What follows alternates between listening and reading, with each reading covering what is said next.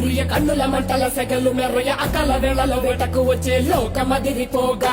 అక్కడి నక్కలు చేతికి చిక్కంగా రక్కసి ముక్కల పీకలు కొక్కంగా కాలిక నాలుక తెరుచుకు వచ్చే కాలమాగిపోగా కొమ్ముల పాముల గోధుమ తాచులు అందంగా మెరిసే నగులు కట్ల పాము చుట్ల పాము తెల్లంగా మెరిసే నగులు అడగ పాము మన్ను పాము నీటైనా నీటి పాము పుట్టల నగులు